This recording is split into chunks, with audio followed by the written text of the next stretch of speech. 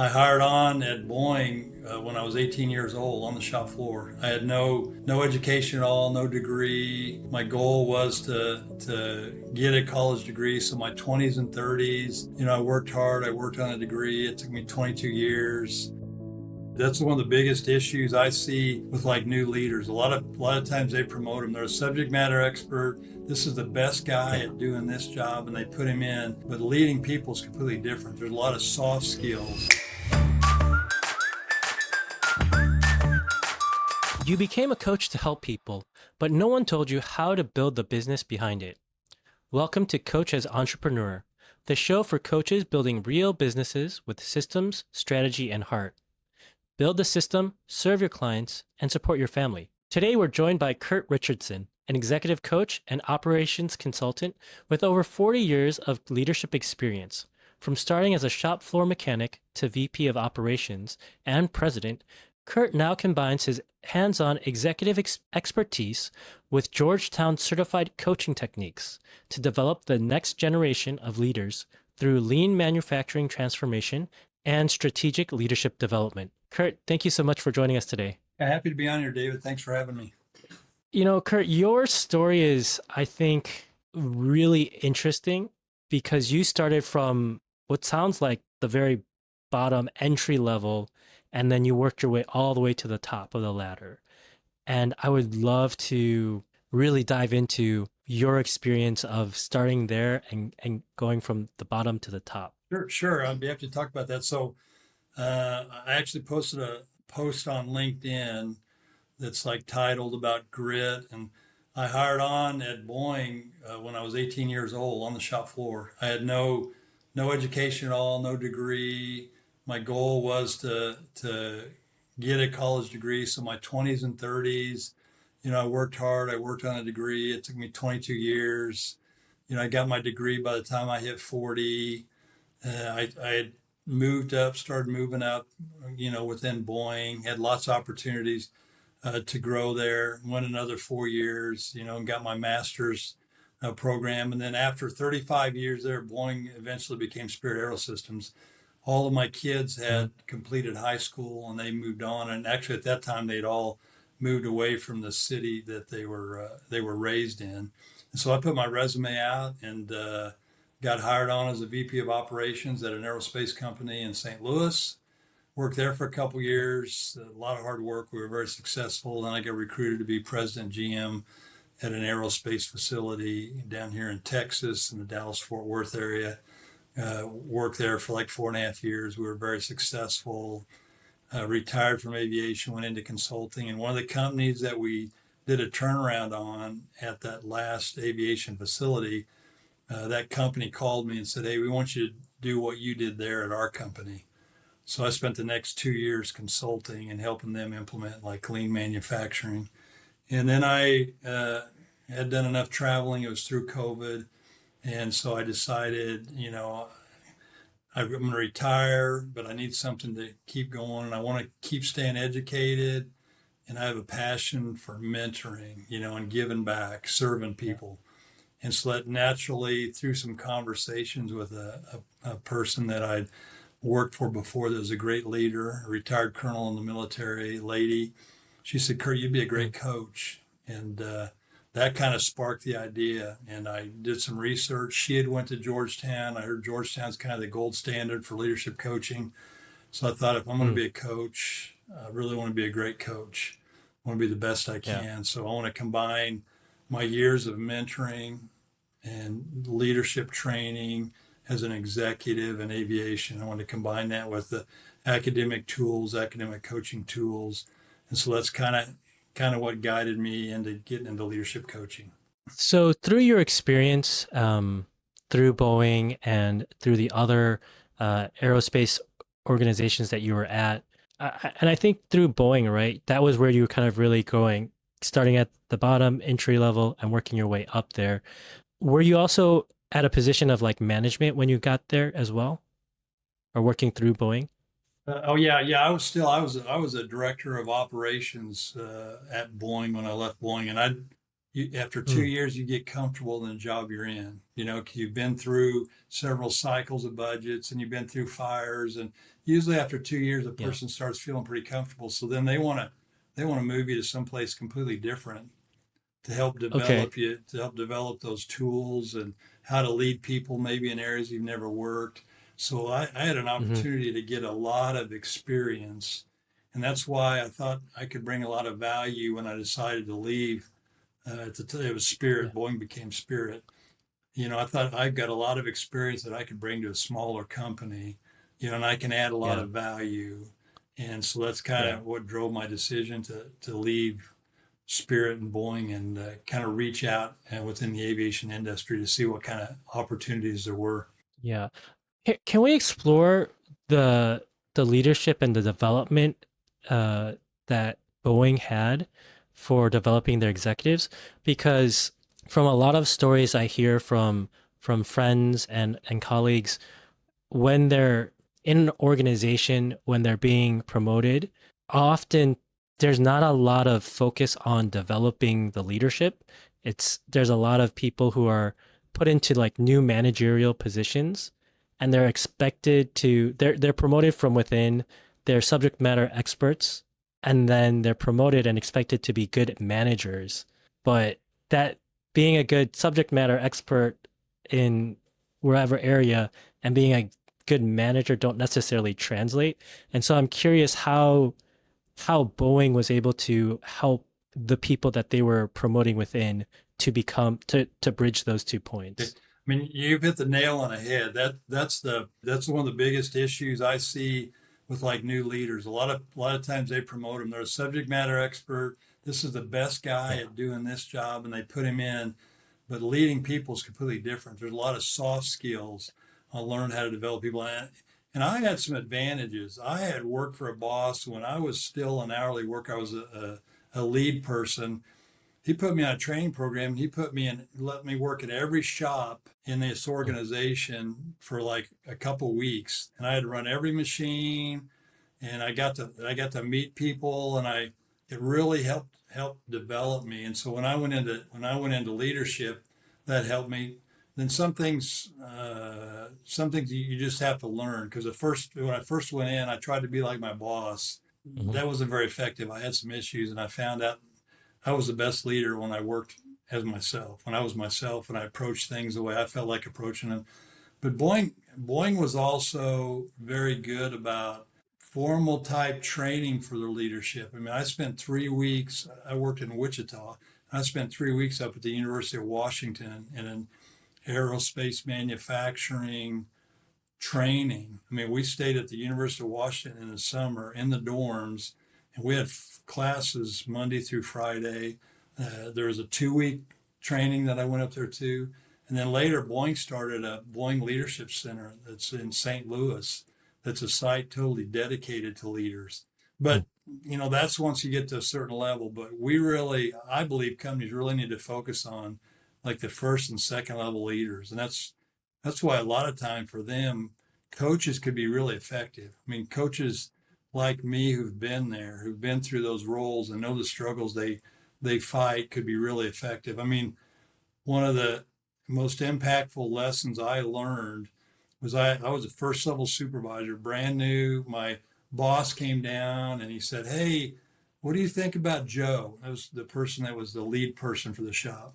What do you think about Joe? Yeah. What's he do well? And I said, well, he's really good at doing this and these kinds of things. And he said, what could he improve on? And he said, well, I'd like him to be better at being more disciplined on priorities. I'd like him to be better at making sure to split people up so they're not talking. And he said, have you ever told Hmm. him that? And I said, no, I haven't. And he said, I'm going to tell you as a leader, one of your biggest, most important jobs is developing your people.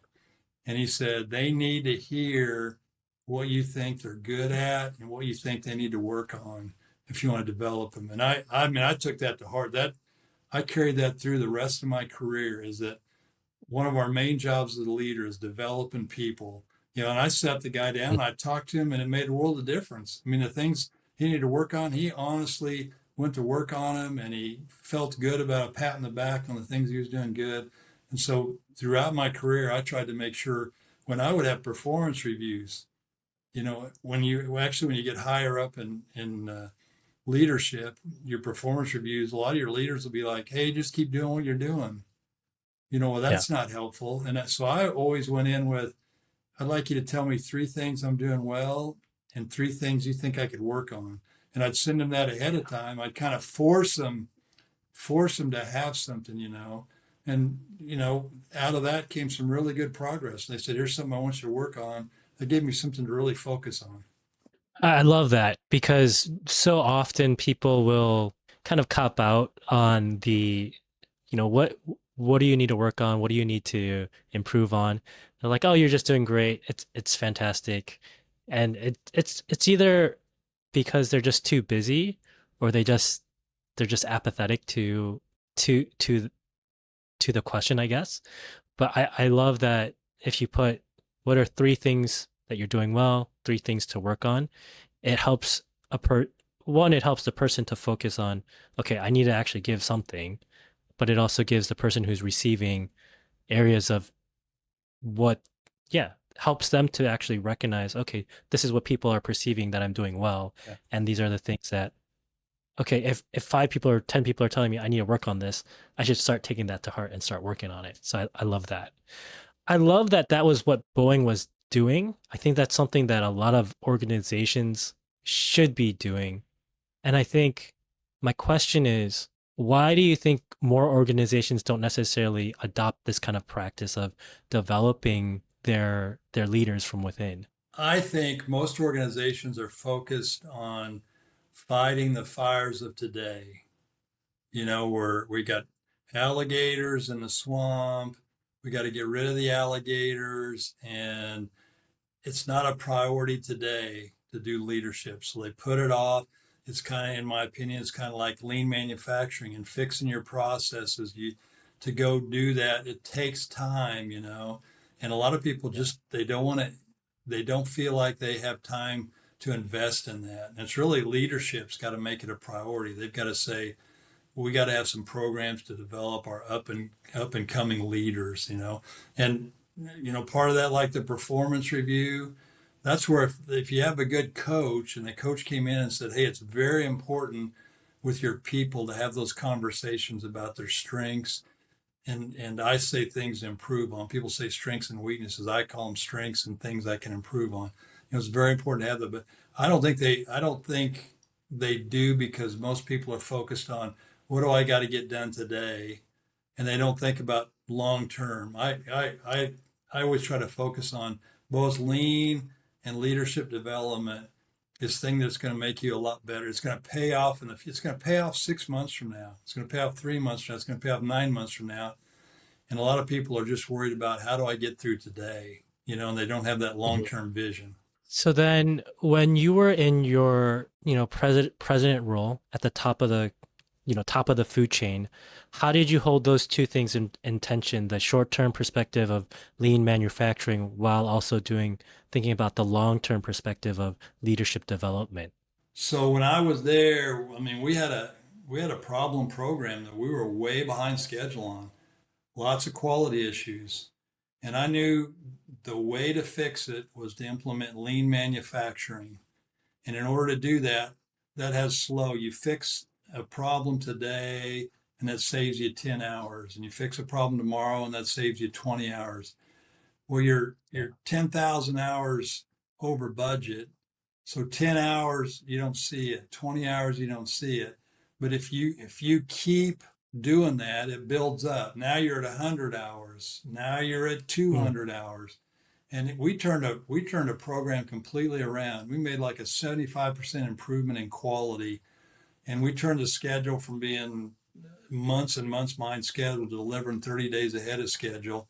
But it took us a year and a half to do that. And we spent a lot of money. I mean, we spent money. We would pull people, we'd have people in a room for a week working on a specific problem. And they came out and they made a huge improvement. And then we'd work the next problem. And I pulled 7 or 8 people off the shop floor. In fact, at one time, my team said, people came in and said, "Hey, they're pulling people off the shop floor because we got an emergency out there. We got a fire.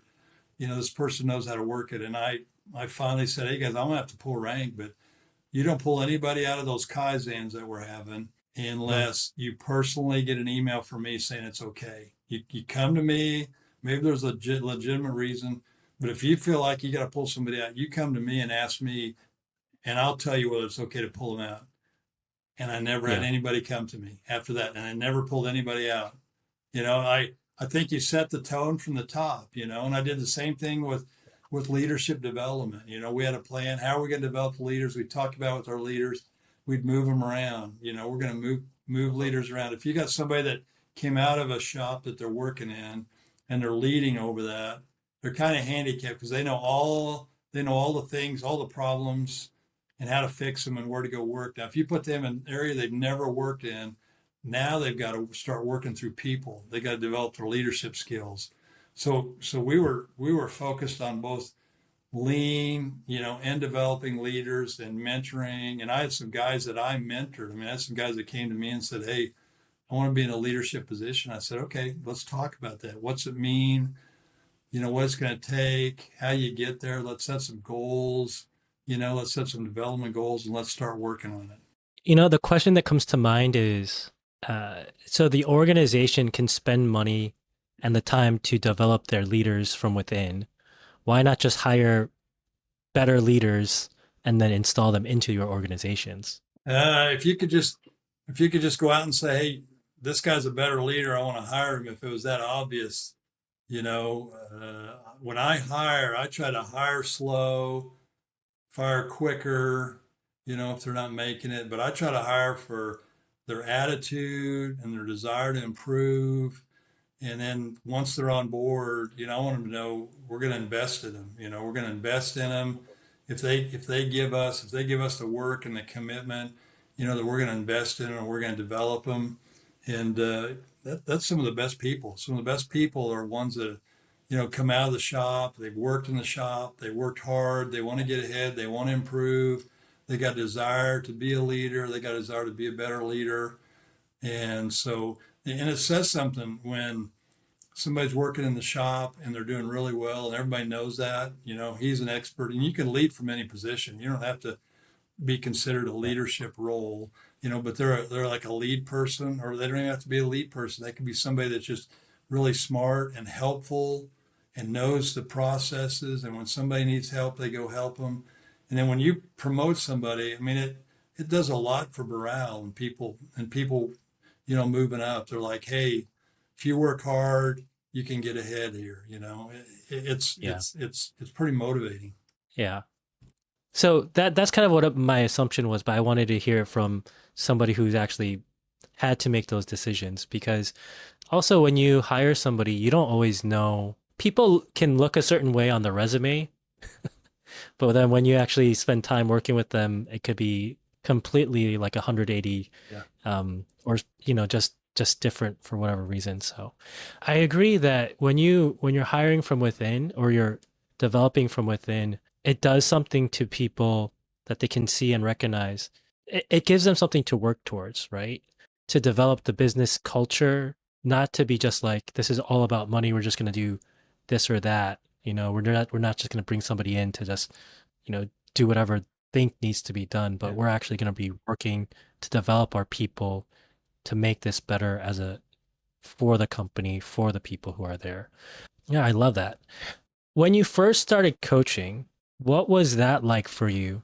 And what I mean by first time coaching, I guess what I'm asking is like when you went through the education and you said, this is my job now. I'm going to be a coach. What was that experience for you? I started coaching before I went to Georgetown. So I decided in like mid 2022, hey, I want to go into leadership coaching. I kind of revised my LinkedIn page to reflect that, to reflect my years of experience as an executive and in a leadership role at different major aircraft companies. I wanted it to reflect that. Then I had a guy call me out of the blue. He was a COO at a pretty large aviation manufacturing company. He said, hey, I need a coach. and I've looked at coaches on LinkedIn, and I've read your resume, I've read your background, and I think you'd be a great coach. And so we talked for like an hour, talked through what that would look like, and he said how much would it cost, and I gave him that information, and then I didn't hear from him for 3 months, and I just thought, well, maybe my cost was too high because I was kind of struggling with what should I charge. And 3 months later, he called me and said, "Hey, sorry, the CEO was traveling, the CFO was traveling. I got approved," and he said, "Can we start coaching next week?" And I hadn't even set up an LLC yet. So I mean, I rushed around. I set up an LLC, got with a good attorney friend I have, put together a contract, and then I started coaching. And I did more business coaching. I mean, I sat in on calls, gave him advice on what I thought he needed to do in the calls, things that would make him more effective. I interviewed the CEO, his boss. I interviewed his peers. I interviewed some people that worked for him. We put together a development plan on that. And then, based on that, that was the time I was looking at, where can I go get the best leadership coaching education? And that's when I came on Georgetown. And then I went to work at Georgetown. And then he eventually got hired away to go to another company. And then so we took a pause in the coaching till he got his feet on the ground. So then I went through Georgetown.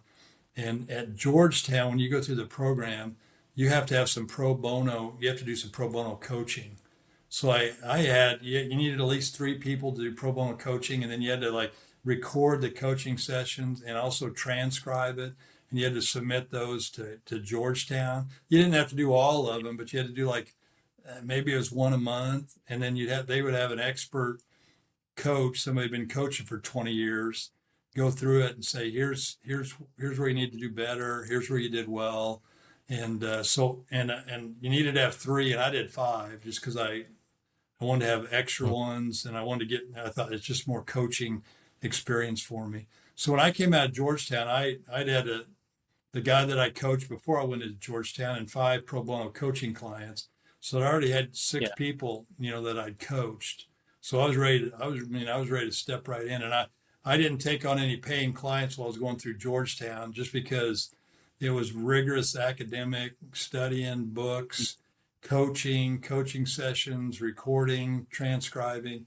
And so I really started doing leadership coaching after I got out of Georgetown, which was, I went through Georgetown like April of 2023 to December. So I really started in 2024. And when I started, I had some people that gave me referrals. They knew me in the aviation world, and they said, "Hey, he's went through leadership coaching," and they said, "Here's somebody I think you could really help, be a leadership coach. Here's a younger person that's a new in this executive role that I think could use your guidance and stuff." And so I reached out to him, and I'm a no pressure guy, and I do a free discovery call, I do a free coaching call, so they can kind of get a feel Yeah. for it. And the person said, "I really don't know what coaching's about," and this particular person, I knew highly the person that recommended him, and I said, "Hey, let me just coach you for a couple months, and then at the end of Yeah. a couple months, no charge. Well, if you like it and you want to sign a contract, great. And if you don't, then you got 2 months of free coaching." And my contracts, I'm different than most coaches. Most coaches sign it's a contract for a year usually, and so you commit to a year, and if you want out after 3 months, you're still obligated to do the year. My coaching contracts are either one of us can end the contract tomorrow. Just send me an email because my view is as long as it's adding value to you, then we'll Yeah. continue it. And when you feel like it's not adding value, then we won't. I mean, that keeps us both focused on adding value, helping develop them, helping make them into a better leader, helping them grow, challenging them, helping develop them. And so that kind of contract makes it where somebody signs up with me, there's no risk, as long as I'm dependent on my ability to, help develop them through powerful questions and resources. And I think that shows that you have a level of confidence in the work that you're doing that they don't need to be, they don't need to be afraid of being locked into something. Yeah, yeah, exactly. That's when I do a discovery call, when we get done, if it's not, absolutely want to do it, then I said, let's not do it. And down the road, if you really want to be coached and you're ready to commit to it, because they're like, well, I just don't know. I want somebody that says Yeah. approve. I like where we went through there, because during a discovery call, I go ahead and implement some coaching. I ask them some questions about, what are some things you feel like are standing in your way?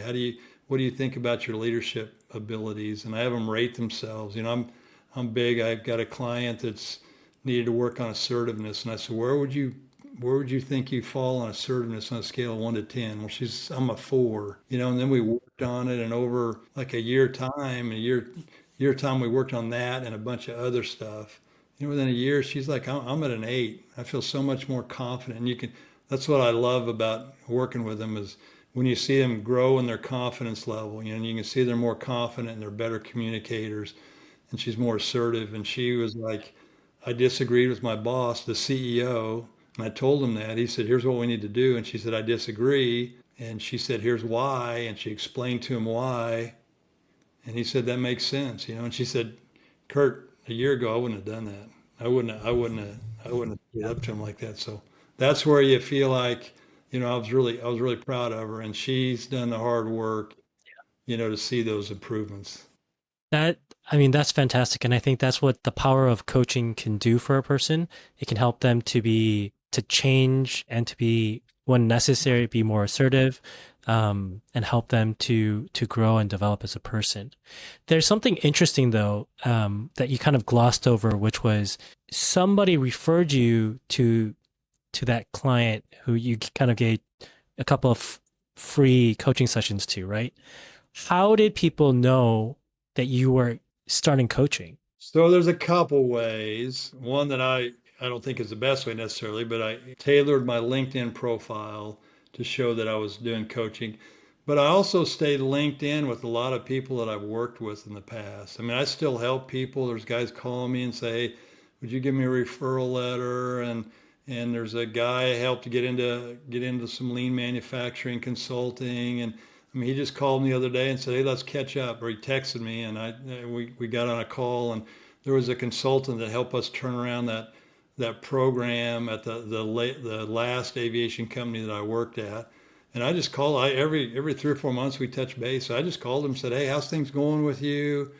And what are you doing now? And then he said, how's it going with you? And I told him, hey, I completed Georgetown University leadership coaching. And he liked the way I supported lean, what I talked about before, about we're committed, you're not going to pull people out. And he really liked my leadership abilities in turning things Yeah. around and developing leaders there. And so he just said, hey, I'm working at this company now, and they just got a new CFO, and I really think that person could use your leadership skills, and your leadership coaching. And he said, what I'm going to do is I'm going to send an email with both of your emails on there. I'm going to introduce you, and you guys take it from there.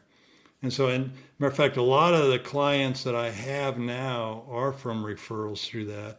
And I do have a huge aviation network, but I really haven't even started working that yet. I haven't really reached out, and most of the referrals have pretty much come naturally, where I've talked to somebody or somebody knows. Somebody did reach out to me on LinkedIn, and said, hey, I'm interested in talking to you. And I said, I do a no obligation discovery call, and free coaching call. And, we'll do that. And if it doesn't work, you got a couple free coaching sessions, but so far Yeah. everybody that I've went into coaching with is, signed on, and we've signed a contract. The contract really just formalizes the meetings and what the fees are, and it says, my recommendations, if they make decisions, any outcomes is based on their decisions. It's not based. It's just a protection thing. So it's Yeah. very easy agreement.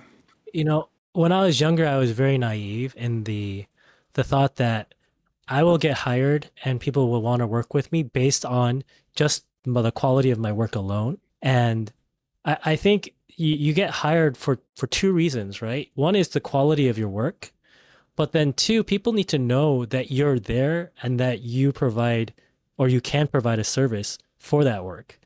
And I think you may not have been like intentionally trying to do like business development, but you're catching up with people and telling them, even with your LinkedIn, like, hey, this is my new season of work life. I'm a coach now, and if you need help, you can. There it is on LinkedIn.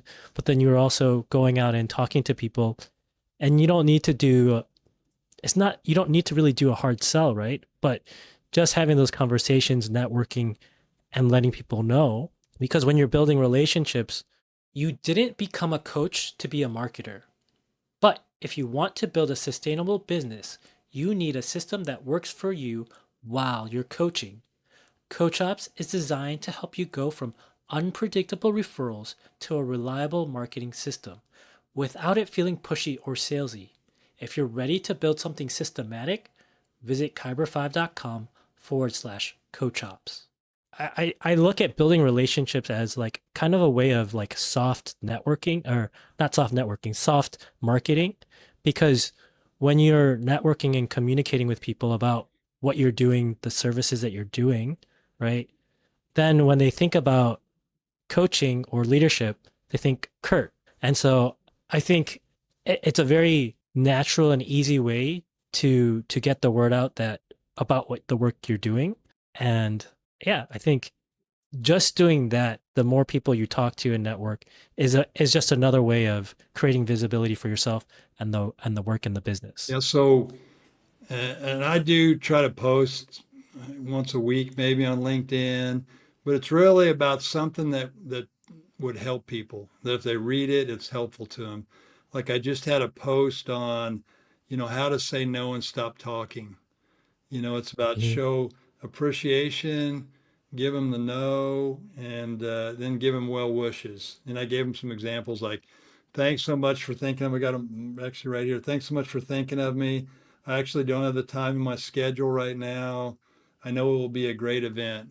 Stop, because I'm a person that tend to over explain, and people are like that. They want to help people. They want people to like them. So people want to Yeah. justify no. And so it's, and I've got a lot of compliments. Matter of fact, I had somebody called me that used to work with me and said, "Hey, that was a great, insightful article that you posted about how to say no." And she said, "I used it today with some people that invited me to something I was feeling a little guilty about, but I couldn't go. I really don't have the time." And she said, "I used your no formula," and she said it worked great.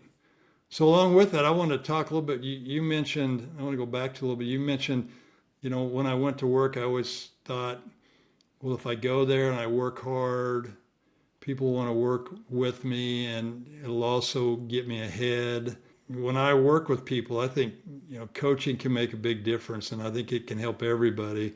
But I've got some things I go through. I tailor my coaching to what the person wants to focus on, what they think they need to work on. And we get through that by me asking them lots of powerful questions. But I also have some things I show them up there to start, like above the line and below the line behavior. I don't know if you're familiar with that or not. There's some videos on YouTube. I've actually watched 4 or 5 of the videos and I put together some charts about above the line and below the line behavior. And above the line behavior is solution oriented. It's taking ownership.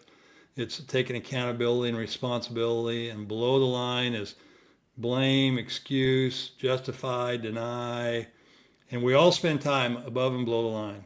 But the goal is that you recognize when you're below the line and you take action to pull yourself up. So maybe 60% I'm above the line and 40% I go below the line. I play the victim role. I want to blame people. I have a story. It's not learning. It's not moving forward.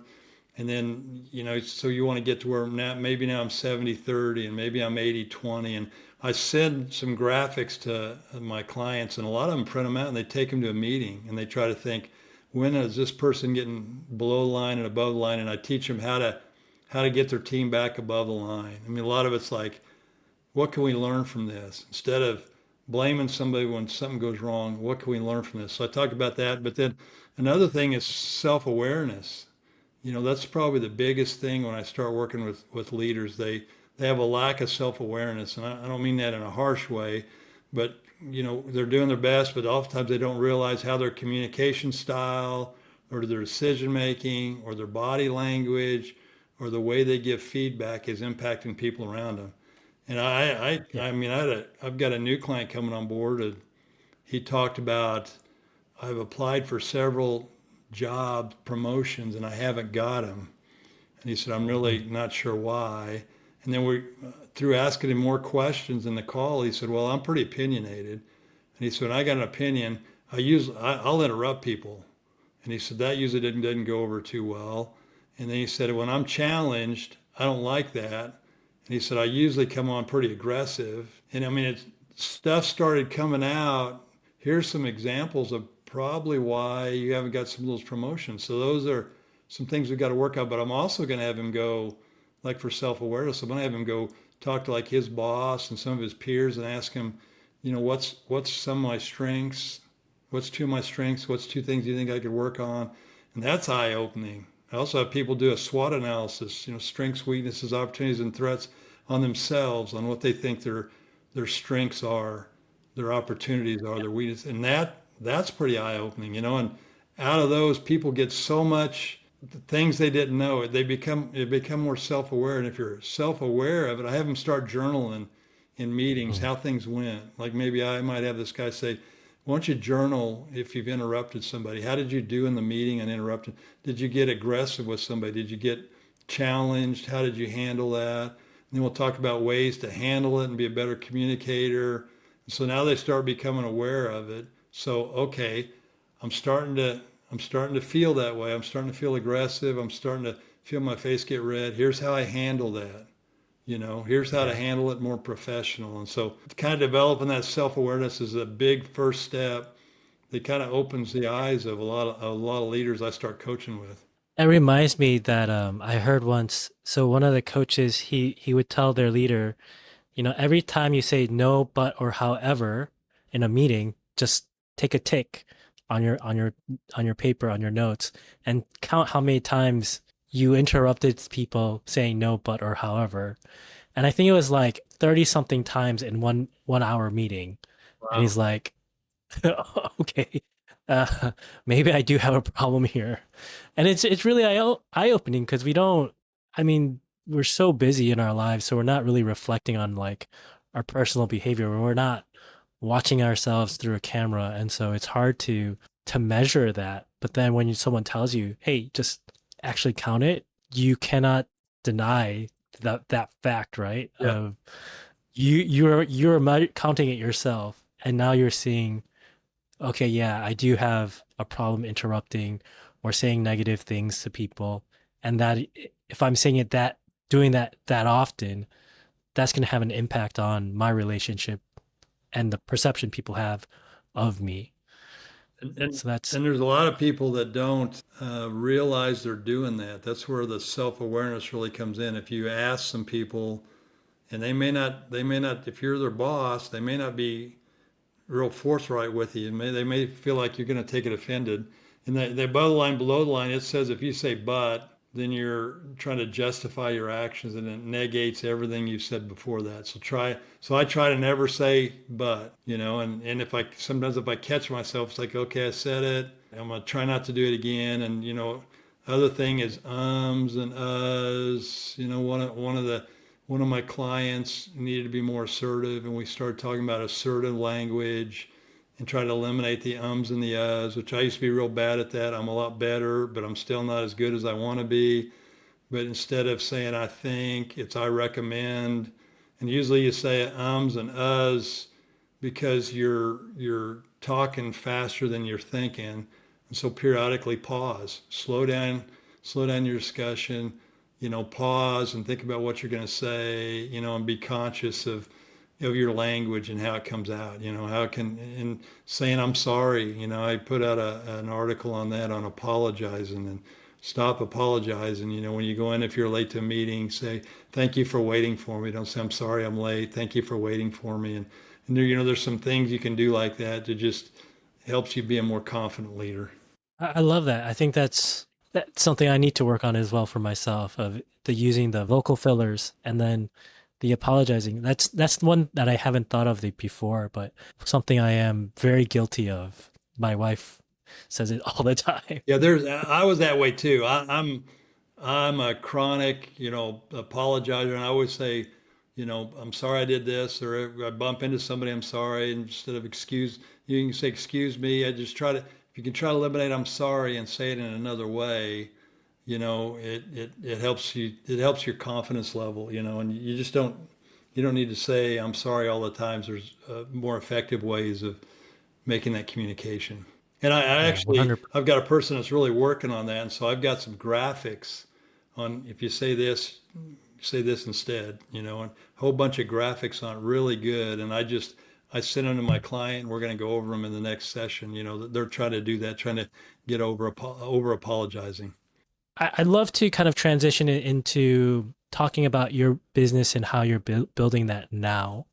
Um, as you've been at the top of an large organization and for smaller organizations, um, you've built a team and you've built the organization, you've run the organization, and you've had the team behind you.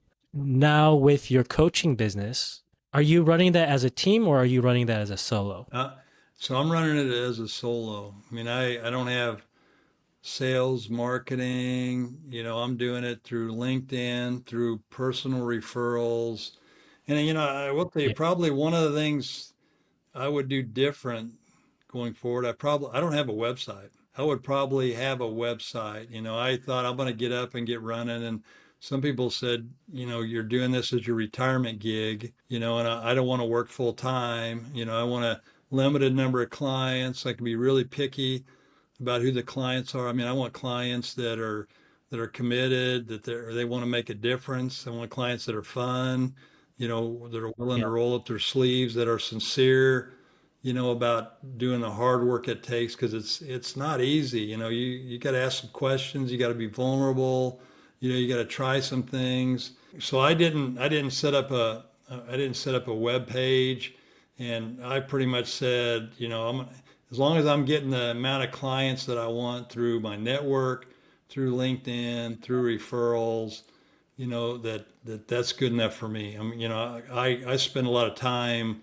putting together resources for my clients. If they want to work on, so one lady wanted to work on assertiveness, so I looked at what's some really good resource for assertiveness. And there's a master class. I have a master class subscription, so I'm constantly watching master classes. And there's a master class called Radical Candor by Kim Scott. And she's like an expert on communication. And it's 3 hours, but it's like 10-minute role playing of different situations, and like a ineffective way to handle it and an effective way to handle it.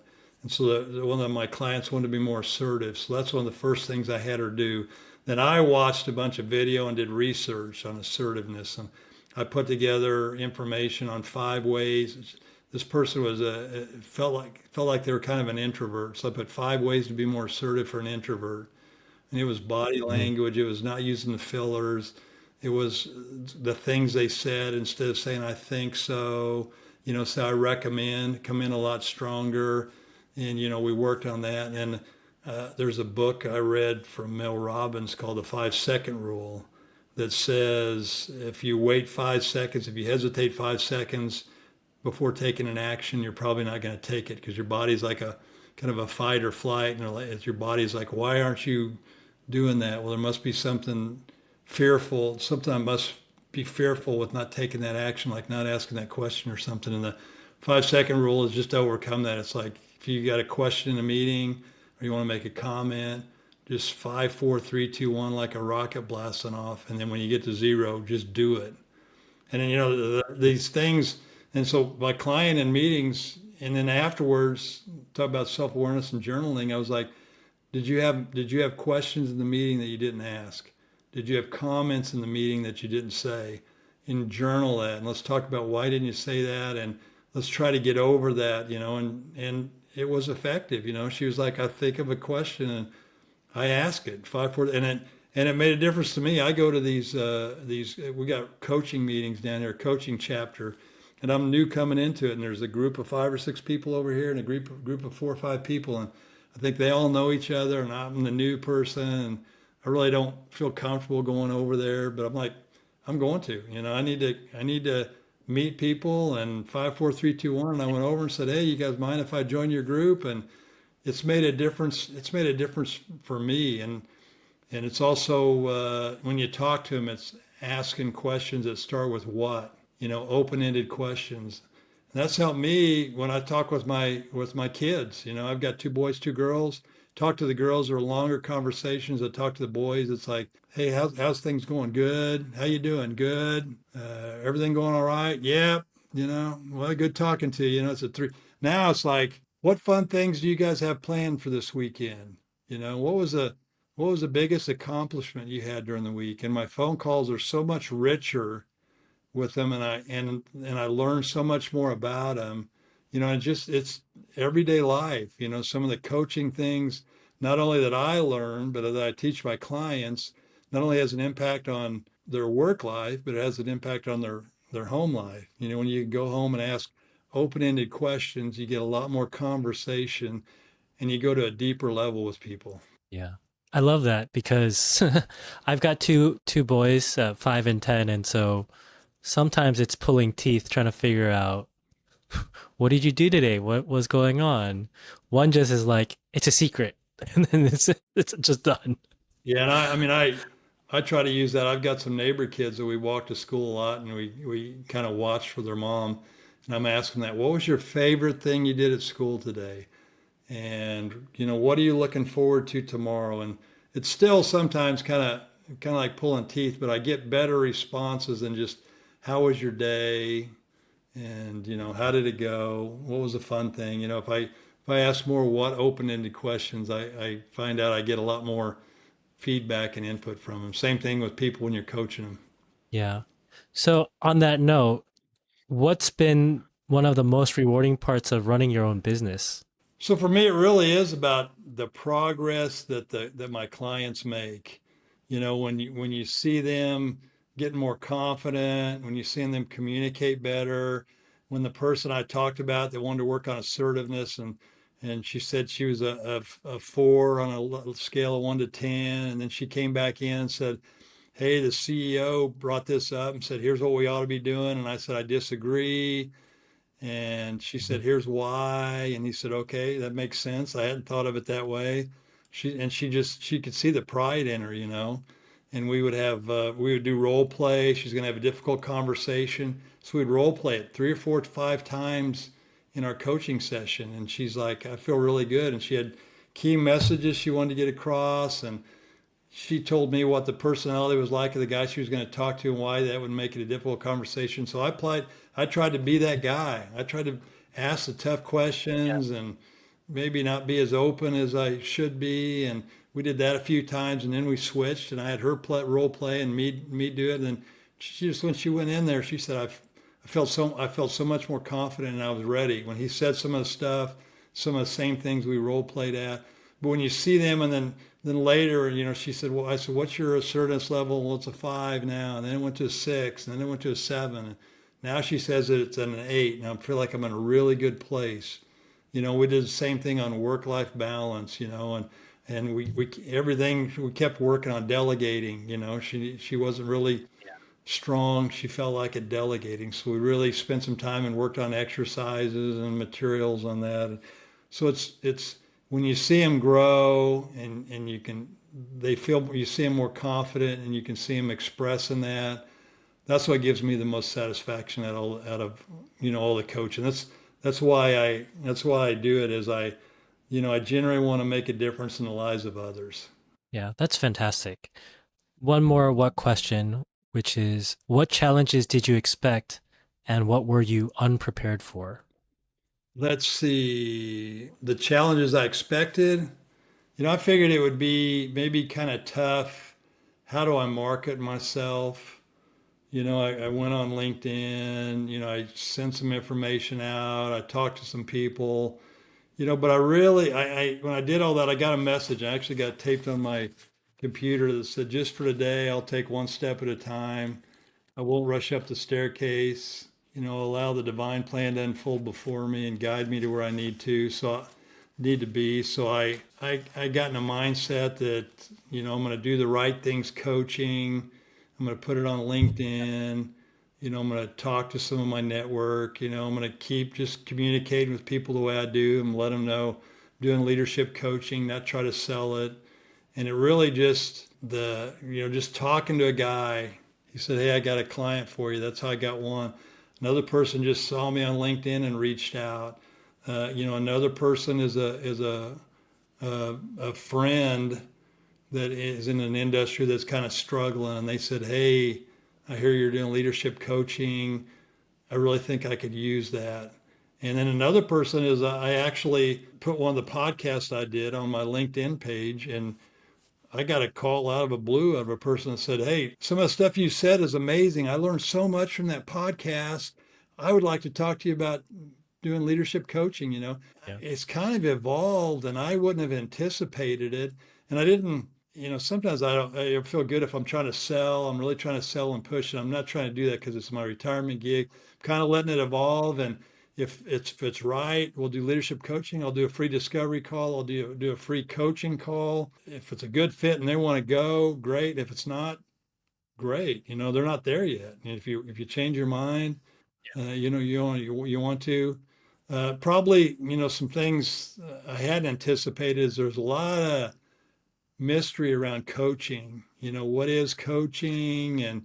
And some people think it's kind of therapy or counseling, and therapy is Mhm. about the past. It's about healing the past, and coaching is about the future. Coaching is about changing your future instead of just letting it happen. What would naturally happen. It's actually taking an active role in developing yourself and setting goals and where you want to go and identifying characteristics that are important for where you want to go and maybe where you need to make improvements at. And so there's a lot of people don't understand what coaching is. And Yeah. so the first discovery call is kind of talking about coaching. It's not counseling, it's not therapy. And then business coaching is more around how do I reduce overtime? How do I reduce costs? So leadership coaching is really around how do I become a better leader? And there's some, I got a essential leadership skills list. And if people come up with, I'm not sure really where I want to focus at, I ask them a lot of questions pretty deep about, their dreams and their weaknesses and strengths. But, then I go through, self-awareness, emotional intelligence, active listening, communication, empathy.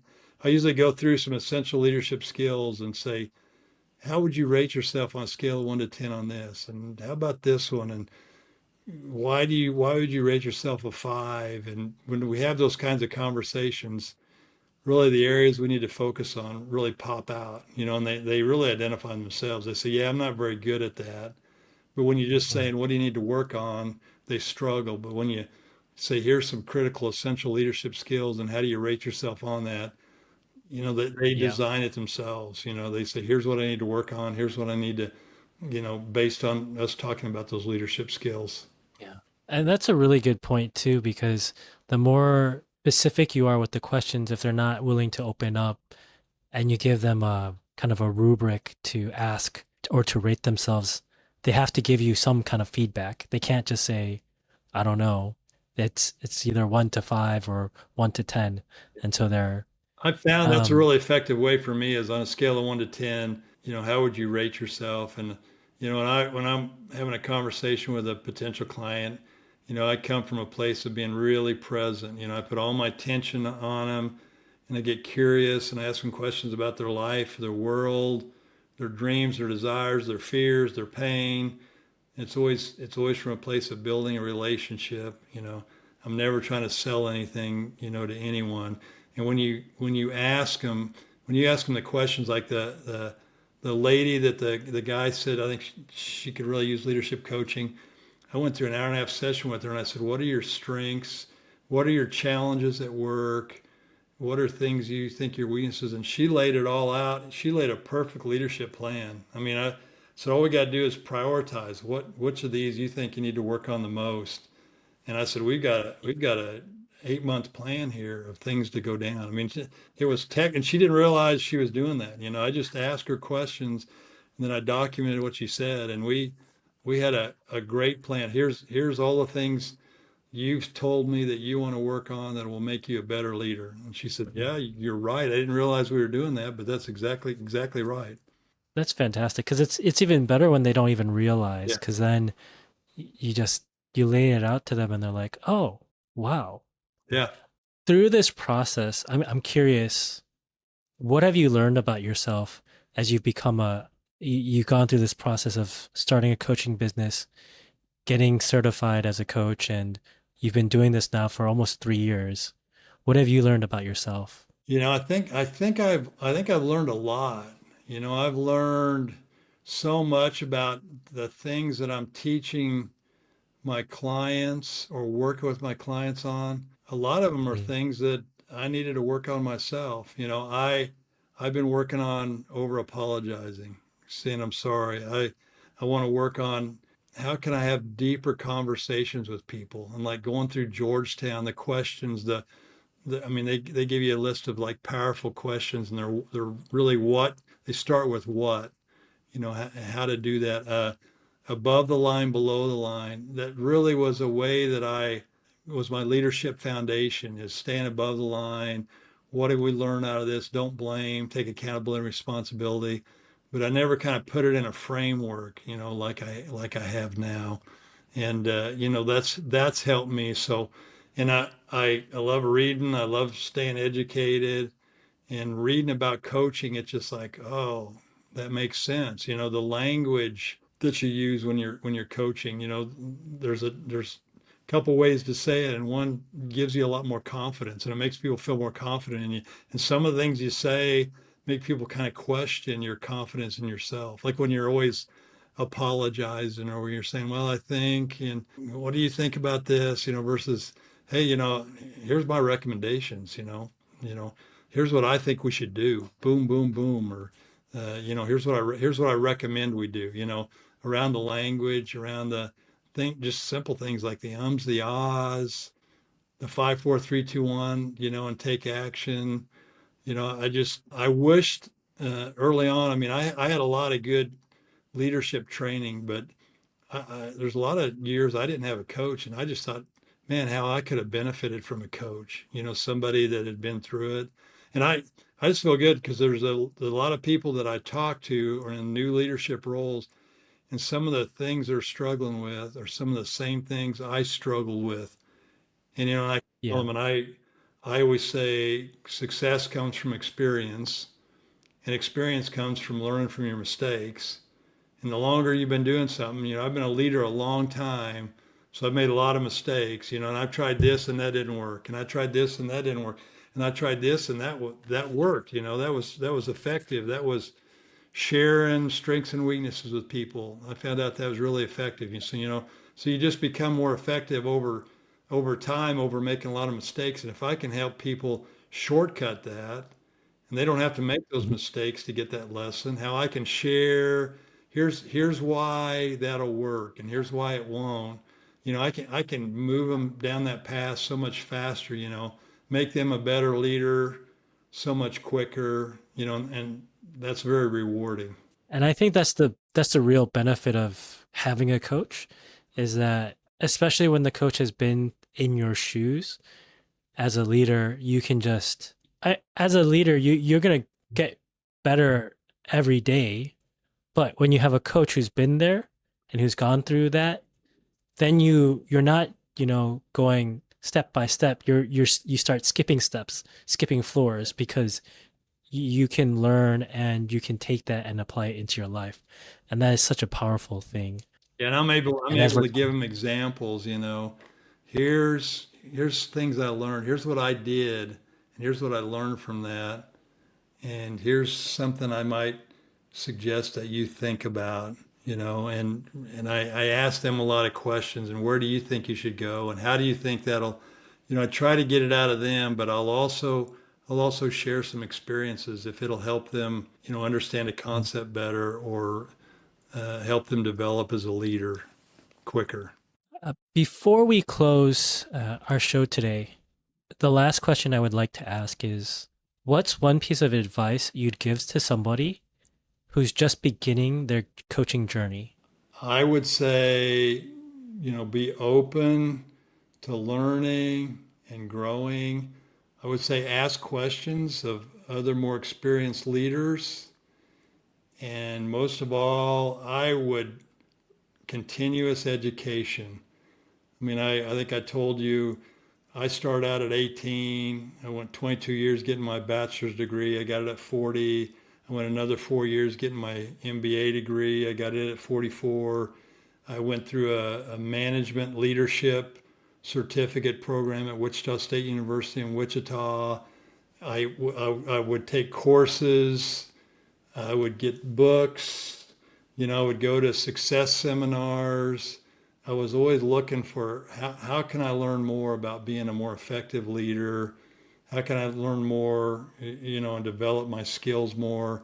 So to me, it's open, ask questions of people, of more experienced leaders. Don't be afraid to say, hey, I don't know if I handled this right. How would you have handled it?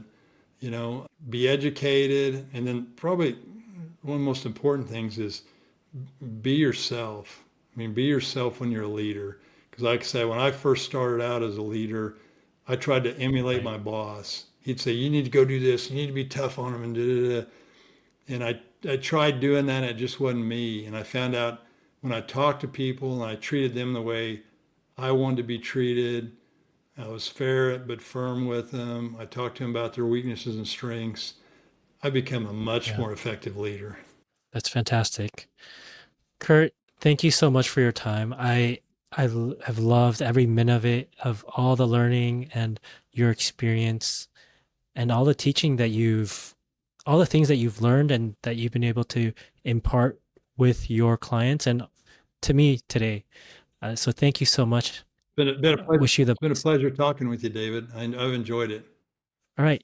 Thank you so much and have a good day. You too. Thanks, David. Want to stop guessing and start building a marketing system that actually fills your calendar? Head to kyber5.com/coachops and let's get systematic. That's it for today's episode. I hope you grabbed something useful you can actually apply in your business. If you did, leave a comment or share it with a friend. And hit subscribe if you haven't already. I'll catch you next week.